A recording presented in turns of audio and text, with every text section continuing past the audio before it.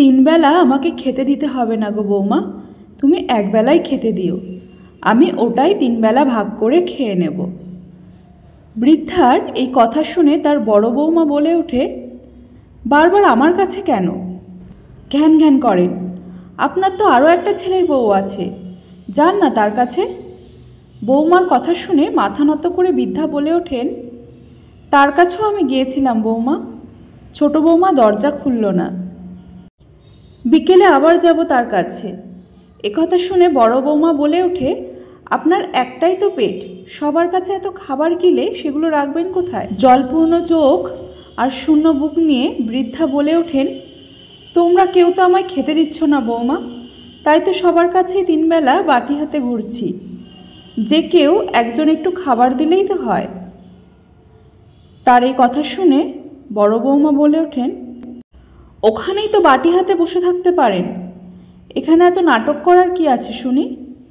বৃদ্ধা কাঁদতে কাঁদতে বলে ওঠেন, বৌমা আমি নাটক করিনি, আসলে ক্ষুধার্ত পেটে কাল সারাদিন কিছু খাবার পড়েনি, বড্ড কষ্ট হয় জানো তো, কত বোঝায় গো ওকে, শোনে না আমার কথা, তাই তো একবার এই দুয়ার আর একবার ওই দুয়ার।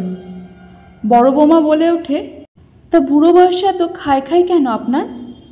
তিনকাল গিয়ে তো এককালে ঠেকলো, এখন শরীরের কথা না ভাবলে চলবে?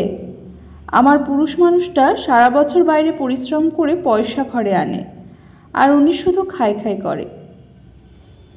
এই কথা শুনে জলপূর্ণ দুটি চোখে কাঁপা কাঁপা প্রতিবাদী কণ্ঠে বলে ওঠেন, বৌমা তোমার পুরুষ মানুষটা কিন্তু আমারই সন্তান, 10 মাস ওকে আমি পেটে ধরেছি, নিজে না খেয়ে ওকে বড় করেছি, মানুষ করেছি, কিন্তু বুঝিনি বৌমা ছেলেদের জীবন আলো করতে গিয়ে নিজেদের ভবিষ্যৎটা এভাবে অন্ধকার করে ফেলব।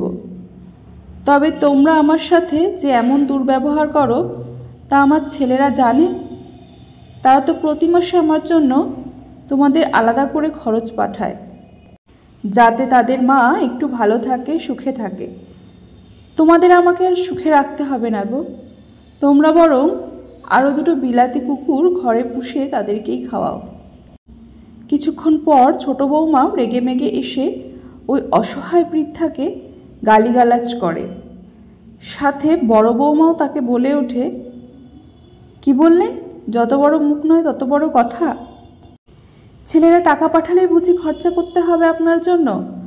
আপনার তো 3 কুল পেরিয়ে 4 কুলে ঠেকেছে, মরার সময় হয়ে গেল, তা আপনার পেছনে এত টাকা খরচা করে আমরা কি নিজের সন্তানদের ভবিষ্যৎ নষ্ট করব নাকি? বৃদ্ধা মা কাঁদতে কাঁদতে মাটিতে লুটিয়ে পড়ে করুণ স্বরে বলে ওঠেন, বৌমা তোমরা এসব কি কথা বলছো? আমি তোমাদের মা। তার কথা শুনে দুই বৌমায় একসাথে বলে ওঠে, মুখে তো বেশ ভালোই বুলি ফুটেছে আপনার, তা যান না ইনকাম করে খান। বৃদ্ধা বুকে পাথর চেপে তার মুখের ভাঁজ হয়ে যাওয়া চামড়ায় খানিক মৃদু হেসে বলে ওঠেন, বেশ তাই করব বৌমা, ঈশ্বর তোমাদের মঙ্গল করুক, আমি নিজের রাস্তা নিজেই দেখে নেব। তারপর থেকেই বৃদ্ধা গ্রামের লোকের বাড়ি থেকে কিছু কিছু সবজি কিনে রাস্তার পাশে বিক্রি করে জীবনযাপন করেন। তাকে আর হাত পাততে হচ্ছে না কারোর কাছে, তাকে আর খেতে হচ্ছে না নোংরা নোংরা গালিগালাজ, তাকে আর পেতে হচ্ছে না অপ্রত্যাশিত লাঞ্ছনা, অবমাননা, অপমান, উপেক্ষা। এখন তিনি দিব্যি আছেন। কাজের সূত্রে 2 ছেলেই বিদেশে থাকতো, প্রতি মাসে মায়ের জন্য তারা সব কিছু কিনে পাঠাতো, যাতে মায়ের কোনো সমস্যা না হয়। কিন্তু 2 বৌমাই স্বার্থপরের মতো তার সাথে দুর্ব্যবহার করেছে, তাকে ঘর থেকে বের করে দিয়েছে। প্রতিবেশীদের কাছ থেকে খবরটা 2 ছেলের কানে পৌঁছাতেই খুব একটা দেরি হয়নি, তারা খবরটা পেয়ে দেশে ফিরে আসে।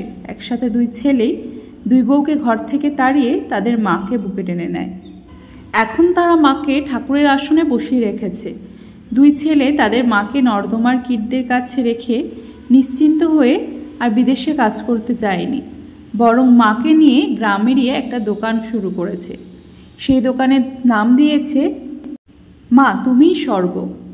তারপর থেকেই বৃদ্ধার জীবন আলোয় ভরে ওঠে, থাকে না কোনো অপমান, লাঞ্ছনা, উপেক্ষা। শুধু পান দুই ছেলের নিখাত নিঃস্বার্থ ভালোবাসা আর অপরিসীম যত্ন।